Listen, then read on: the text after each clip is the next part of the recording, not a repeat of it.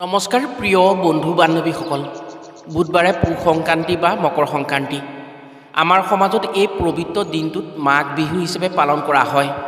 এই দিনটোত অগ্নি পূজা, সূৰ্য পূজা, দেৱী দেৱতাসকলৰ বাবে বিভিন্ন কাম কৰাৰ কথা শাস্ত্ৰত উল্লেখ আছে।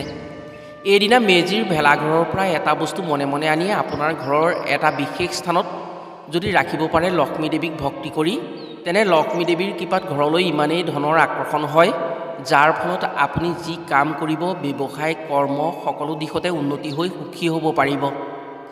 এই কামৰ ফলত লক্ষ্মী দেৱী বাস হয় ঘৰত। মকৰ সংক্ৰান্তিৰ দিনটো অতি পবিত্ৰ দিন। শাস্ত্ৰ অনুসৰি এইদিনা দেৱী দেৱতাসকল পৃথিৱীলৈ নামি আহি নদীত স্নান কৰে। কাৰণ এইদিনাই পবিত্ৰ গংগা নদী পৃথিৱীলৈ নামি আহিছিল আৰু নিজৰ পবিত্ৰতাৰে পৃথিৱীক পবিত্ৰ কৰিছিল। এইদিনা যদি ভেলাঘৰৰ পৰা এটা বিশেষ বস্তু মনে মনে আনি এটা সৰু উপায় কৰি আপোনাৰ ঘৰত ৰাখে, তেনে জীৱনত ধনৰ পাছত কেতিয়াও আপুনি দৌৰিবলগীয়া নহয়। আপোনাৰ ঘৰলৈ ধন টকা পইচাৰ সোঁত বব। ইয়াৰো আছে এক ডাঙৰ ৰহস্য। যিসকলে এই কথা জানে তেওঁলোকে এই কাম কৰেই আৰু তেওঁলোকে ধন টকা পইচাৰ ক্ষেত্ৰত কষ্ট পাবলগীয়া নহয়। সেয়েহে আপুনি যদি মেজিৰ ভেলাঘৰলৈ যায়, তেনে ভুলতো এই কাম নাপাহৰিব। যেনে তেনে হ'লেও ভেলাঘৰৰ পৰা এই সৰু বস্তুটো আনি আপোনাৰ ঘৰত ৰাখক। এসপ্তাহতে আপুনি প্ৰমাণ পাই যাব। ইয়াৰ উপৰিও এইদিনা অগ্নিক পূজা কৰা হয়। ঘৰতেই হওক বা মেজিৰ জুইতেই হওক, অগ্নি দেৱতাক ভক্তি কৰি যদি এইদিনা পুৱাবেলা জুইত এটা বস্তু দি 3টা শব্দ উচ্চাৰণ কৰিব পাৰে, তেনে আপোনাৰ ক্ষেত্ৰত কোনোদিন অগ্নিভয় থাকিব নোৱাৰে। অগ্নি দেৱতাৰ কৃপাত অগ্নিভয়ৰ পৰা আপুনি বাচি থাকিব পাৰিব। অগ্নি বা জুইৰ দ্বাৰা যি বিপদ বিঘিনি হয়, সেইসমূহ বিপদ বিঘিনিৰ পৰা আপুনি ৰক্ষা পৰিব পাৰিব। জ্যোতিষশাস্ত্ৰ অনুসৰি পুহ মাহৰ সংক্ৰান্তিৰ দিনটোত সূৰ্যই ধনু ৰাশি ত্যাগ কৰি মকৰ ৰাশিত প্ৰৱেশ কৰে। সেয়েহে এই সংক্ৰান্তিক মকৰ সংক্ৰান্তি বুলি কোৱা হয়। এই দিনৰ পৰা সূৰ্য উত্তৰায়ণ হয়। সূৰ্য উত্তৰায়ণৰ সময়ছোৱাত মহাজাগতিক আলোড়ন হয়। ফলত গ্ৰহ নক্ষত্ৰৰ গতিপথৰ পৰিৱৰ্তন হয়। ফলত গ্ৰহ নক্ষত্ৰৰ শুভ আৰু অশুভ দুয়োটা প্ৰভাৱেই ক্ৰিয়া কৰে ব্যক্তিৰ ওপৰত।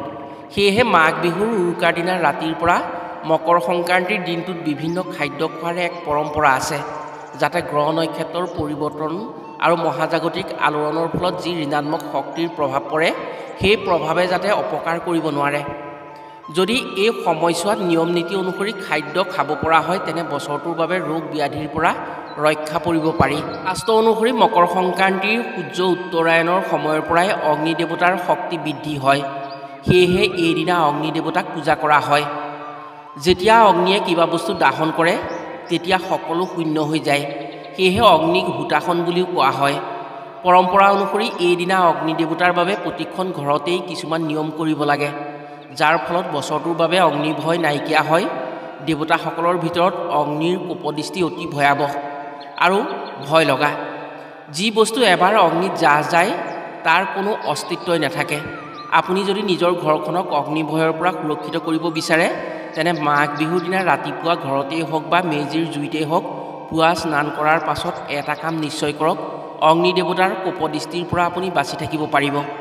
গতিকে আজিৰ ভিডিঅ'টো আধাতে কোনো ব্যক্তিয়ে এৰি যোৱাৰ কথা চিন্তা নকৰিব। কাৰণ আগন্তুক মাঘ বিহুৰ দিনা কেইটামান কাম কৰিয়েই আপুনি আপোনাৰ জীৱন সলনি কৰিব পাৰিব। সেয়েহে আজিৰ ভিডিঅ'টো সম্পূৰ্ণকৈ চালে নিশ্চয় উপকৃত হোৱাৰ সুযোগ পাব। প্ৰিয় বন্ধু বান্ধৱীসকল, এতিয়া জানো আহক মাঘ বিহুৰ দিনা পুৱা মেজি ভেলাঘৰৰ পৰা কি বস্তু আনি ঘৰৰ এটা বিশেষ স্থানত ৰাখিব পাৰিলে সেইখন ঘৰত লক্ষ্মী দেৱীৰ বিশেষ কৃপা থাকে। ধন টকা পইচাৰ ক্ষেত্ৰত খুব সোনকালে উন্নতি কৰি চহকী হ'ব পাৰে। আৰু এইদিনা প্ৰতিখন ঘৰতে পুৱাবেলাৰ ভিতৰত জুইত কি বস্তু অৰ্পণ কৰিব লাগে, যাৰ ফলত অগ্নিৰ পৰা যিসমূহ বিপদ বিঘিনি বা ভয় থাকে, সেই ভয়সমূহ নাইকিয়া হয়। মাঘ বিহুৰ দিনা কোনসমূহ কাম ভুলতো নকৰাকৈ থাকিব নালাগে, যি কামৰ যোগাত্মক শক্তিৰ প্ৰভাৱে ভাগ্যৰ দুৱাৰ মুকলি কৰে। কথাসমূহ কোৱাৰ আগতেই আপোনাক এটি সৰু অনুৰোধ জনাওঁ। ভিডিঅ'টো যদি ভাল পায়, তেনে এটা লাইক কৰাৰ লগতে কমেণ্ট বক্সত ওম অগ্নি দেৱতাই নমঃ বা ওম সূৰ্যনাৰায়ণেই নমঃ বুলি লিখিবলৈ কেতিয়াও নাপাহৰিব।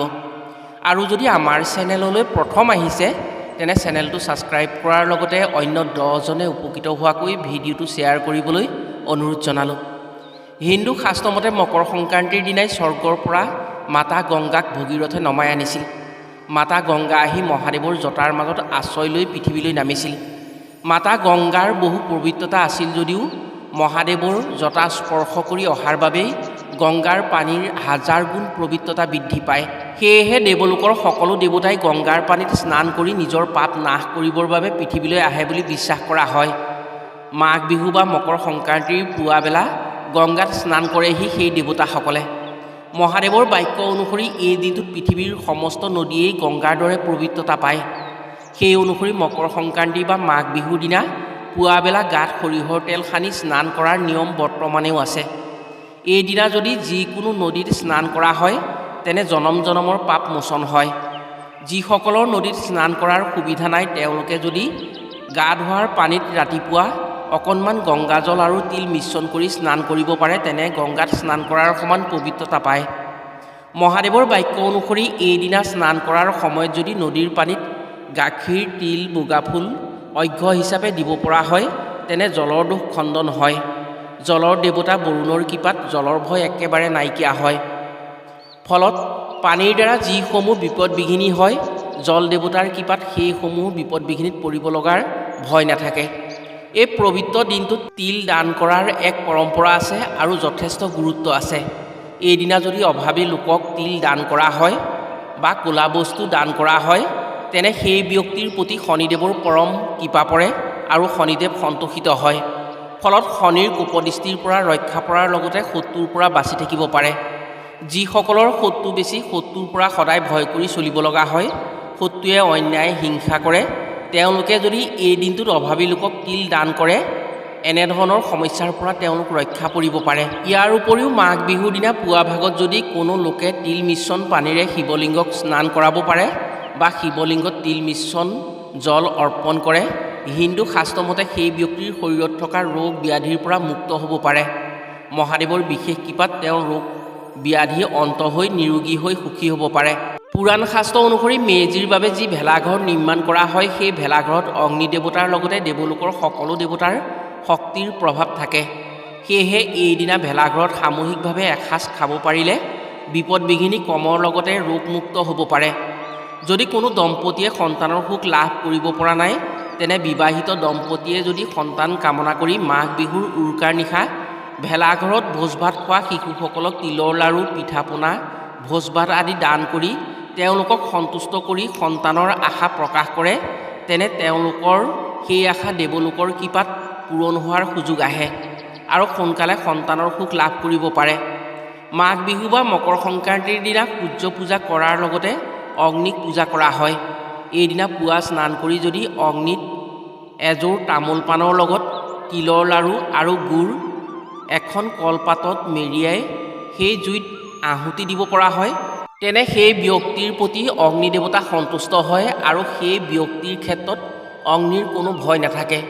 ইয়াৰ উপৰিও যদি মেজিৰ জুইত বা নিজৰ ঘৰৰ জুইত ৰাতিপুৱা স্নান কৰি পিয়ৰ ঘিউ অকণমান দি এই মন্ত্ৰটো 3 বাৰ উচ্চাৰণ কৰিব পাৰে তেনে অগ্নিদেৱ অতি সন্তোষিত হয়, অগ্নিৰ পৰা হোৱা বিপদবিঘিনিসমূহ নাইকিয়া হয়।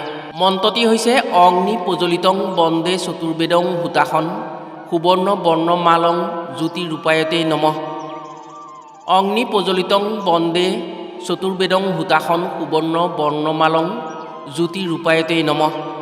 এই মন্ত্ৰটি যদি আপুনি 3 বাৰ উচ্চাৰণ কৰি জুইত ঘিউ দিব পাৰে, ঘৰতেই হওক বা মেজিৰ জুইতেই হওক, তেনে আপোনাৰ ক্ষেত্ৰত যি অগ্নিভয় থাকে সেই অগ্নিভয়ৰ পৰা আপুনি মুক্ত হ'ব পাৰে। মাঘ বিহুৰ উৰুকা ৰাতি যি মেজি নিৰ্মাণ কৰা হয় সেই মেজিৰ বাবে যিটো ভেলাঘৰ সামূহিকভাৱে নিৰ্মাণ কৰি ভোজ ভাত খায় সেই ভেলাঘৰটো মেজি জ্বলোৱাৰ সময়ত জ্বলাই দিয়ে।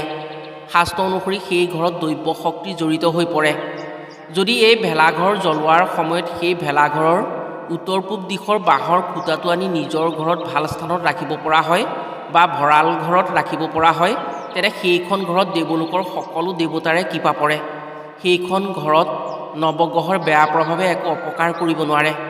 অপশক্তি আৰু বিপদবিঘিনিৰ পৰা বা দুৰ্ঘটনা, মাৰিমৰক, জুই, বায়ু, বতাহ, ধুমুহাৰ পৰা দেৱলোকৰ কৃপাত সুৰক্ষিত হয় সেইখন ঘৰ। যদি সেই বাঁহেৰে এডাল ঝাৰু বনাই নিজৰ গোসাঁই ঘৰত ৰাখিব পৰা হয় বা ঘৰত য'ত পূজা প্ৰাৰ্থনা ধূপ বন্তি জ্বলাই সেই স্থানত সেই ঝাৰুডাল লক্ষ্মী জ্ঞান কৰি ৰাখিব পৰা হয় ভাৱ ভক্তিৰে, সেইখন ঘৰত মহালক্ষ্মীৰ বাস হয়। সেই কামৰ জৰিয়তে সেই ঘৰত কোনোদিন ধন টকা পইচাৰ অভাৱ অনাটন নহয়। যদি সেই ঝাৰুডাল ব্যৱসায় প্ৰতিষ্ঠানত পূজা কৰা বা ধূপ বন্তি জ্বলোৱাৰ স্থানত ৰাখিব পাৰে, তেনে সেই ব্যৱসায়ৰ উন্নতি হয়। দিনে দিনে ব্যৱসায় বহল হৈ বৃহৎ ব্যৱসায়লৈ ৰূপান্তৰিত হয়। প্ৰিয় বন্ধু বান্ধৱীসকল, এইসমূহ কথা আমি মনে সাজি কোৱা কথা নহয়। এইসমূহ কথা বিভিন্ন শাস্ত্ৰসন্মত কথাহে। যদি মকৰ সংক্ৰান্তি বা মাঘ বিহুৰ দিনা কৰিব পাৰে, তেনে নিশ্চিতভাৱে লাভালাভ পাই সুখী হ'ব পাৰিব। যদি শাস্ত্ৰৰ ওপৰত বিশ্বাস আছে, ভগৱানৰ শক্তিৰ ওপৰত ভৰসা আছে, তেনে নিশ্চয় কৰক, উপকাৰ আপোনাৰেই হ'ব। আজিলৈ ভিডিঅ'টো ইমানতে সামৰিছোঁ। পুনৰ অন্য এটি ভিডিঅ'ৰ জৰিয়তে লগ পোৱাৰ আশাৰে আজিলৈ আহোঁ। সকলো ভালে থাকক, সুস্থ থাকক। ধন্যবাদ।